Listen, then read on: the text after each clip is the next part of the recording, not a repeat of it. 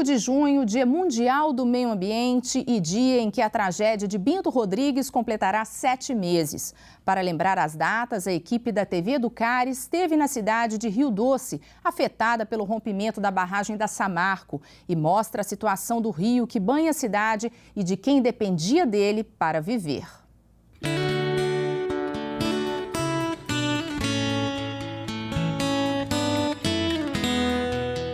A vontade é de pular na lama e ir embora também, que a gente vê aquele ali, a gente não acredita. Parece que a gente já não estava sonhando e não acordou ainda aqui. Alex está entre as centenas de pessoas que foram atingidas e que aguardam indenização. Por causa da lentidão do processo, ele diz que já não tem mais esperanças de voltar a trabalhar na draga. Com um prejuízo estimado em cerca de R$50 mil, ele vive um dia de cada vez. Até pouco tempo eu estava tendo, né? Mas agora para cá estou vindo assim, igual essa lentidão nesses processos aí indenizatório para a gente aí, a gente está perdendo a esperança um bocado, que a gente fica vendo passar, né? Vai atrás, corre, recorre, e só fica com a mesma palavra, não, vai sair, espera um pouco, vai liberar, e até hoje nós estamos parados. No próximo dia 5 de junho comemora-se o Dia Mundial do Meio Ambiente. E é também nesta data que completam 7 meses do rompimento da barragem de Fundão na cidade de Mariana. Bem aqui atrás de mim é possível ver com clareza o encontro do Rio Piranga com o Rio do Carmo. E também é possível ver que o Rio do Carmo ainda está coberto de lama. De acordo com os ambientalistas, o Rio Piranga e todos os afluentes do Rio Doce serão os grandes responsáveis pela recuperação completa da bacia.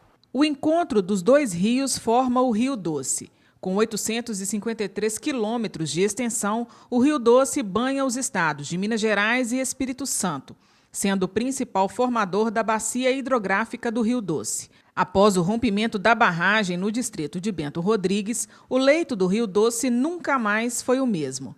Ainda com marcas da tragédia, a recuperação se mostra lenta e gradativa. A Samarco, causadora do maior desastre ambiental da história do país, assinou em março um acordo para a recuperação da bacia do Rio Doce. Nos próximos 3 anos, a empresa irá destinar R$4 bilhões e 400 milhões para compensar os prejuízos sociais, ambientais e econômicos da tragédia.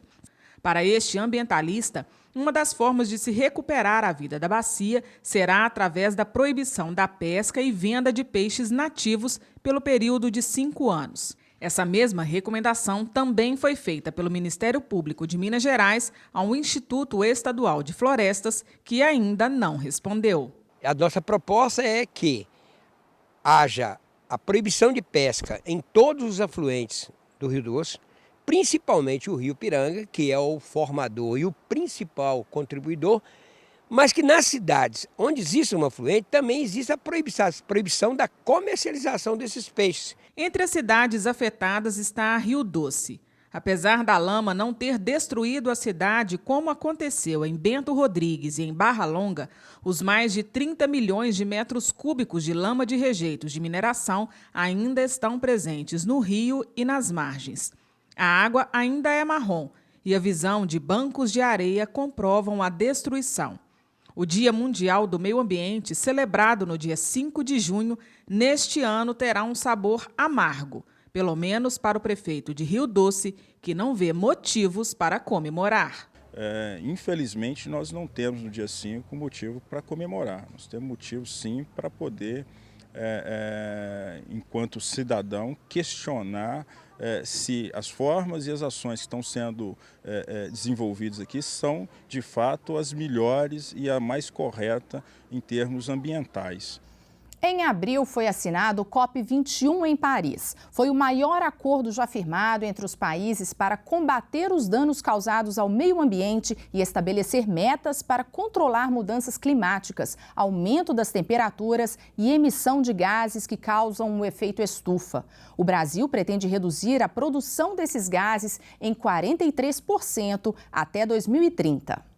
Pode ser difícil para algumas pessoas entenderem o que representam esses gráficos e mapas. Mas o significado é simples e conhecido por todos: o aquecimento global.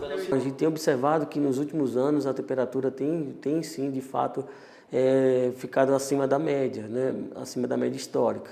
Muito em função do El Niño, né? Da atuação do fenômeno climático El Niño, né? Que são anomalia do Oceano Pacífico Equatorial, né? Que é um fenômeno climático já bem conhecido, que altera o padrão dos ventos em escala global e também afeta, principalmente aqui em Minas Gerais, as temperaturas. As altas temperaturas não dependem apenas de fenômenos naturais.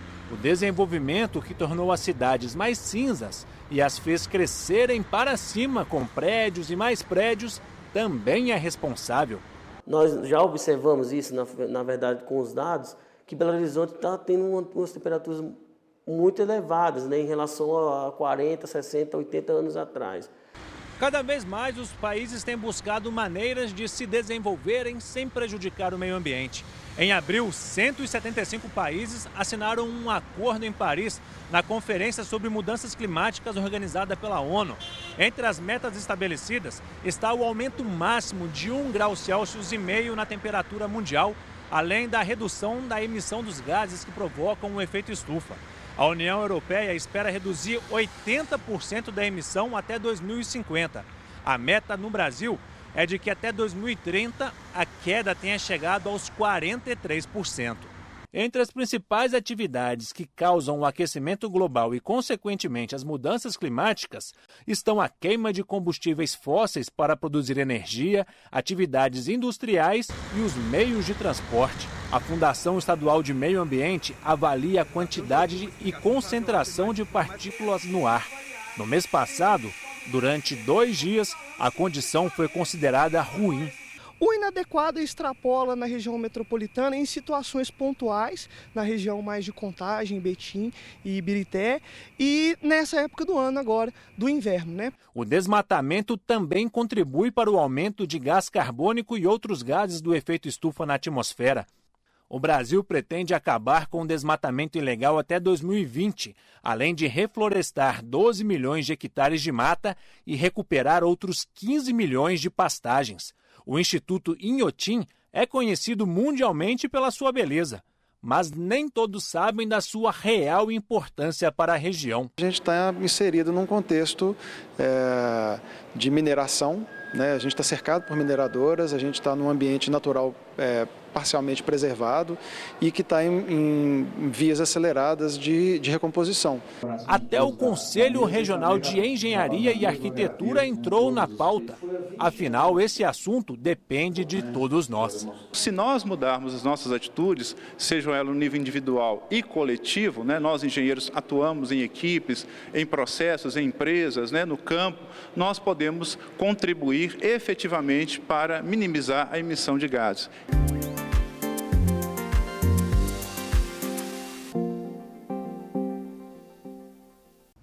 O que você tem feito de novo na área profissional? Tem desenvolvido novas competências e habilidades? Em tempos de crise, pode ser um caminho. Confira a dica do professor Márcio Barros.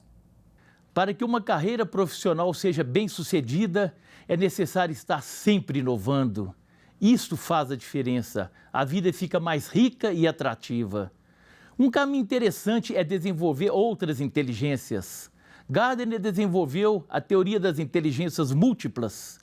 Depois de muitos anos de pesquisas, o psicólogo concluiu que o cérebro humano possui outras inteligências, além da lógico-matemática. Porém, a maioria das pessoas possui uma ou duas inteligências desenvolvidas.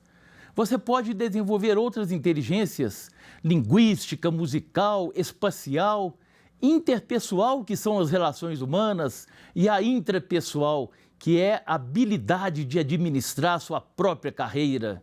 O importante é participar do jogo.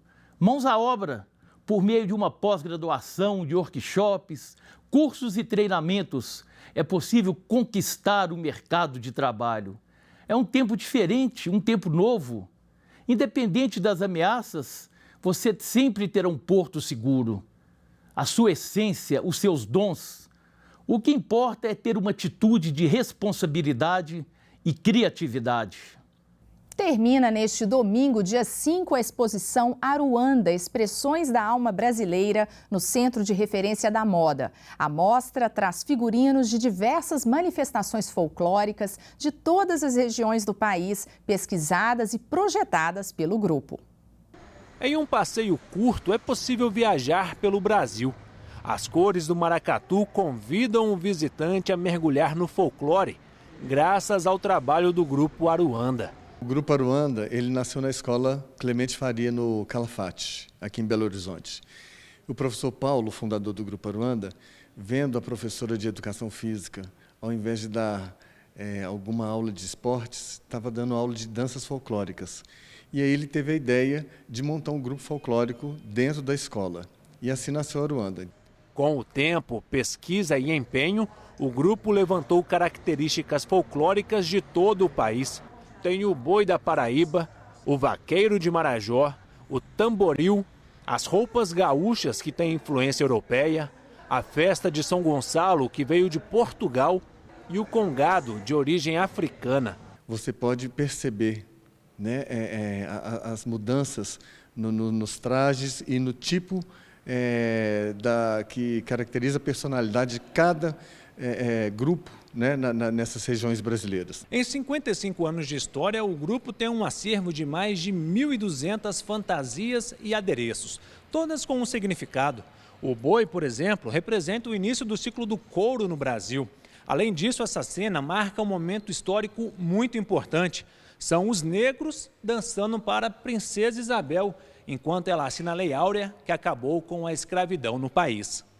África, Portugal e os índios são a base para a cultura folclórica do Brasil. Quando a gente entra num lugar desse, com essa explosão de cores, e a gente não tem como não pensar em movimento, em alegria, o que é nosso mesmo, característico. O Grupo Aruanda já recebeu vários prêmios e menções pelo trabalho de pesquisa, tanto nacionais quanto internacionais. A importância do resgate cultural é reconhecida. É muito resgate, né, da nossa identidade, enquanto até ser humano também. A gente precisa identificar essas coisas que são importantes para o povo, para a nossa sociedade, para a gente conseguir construir até o futuro. Sem ele não existe também, não. E o programa termina por aqui. Quer rever as matérias que você assistiu hoje? É só entrar no nosso site. O endereço é tvhorizonte.com.br. Até a semana que vem.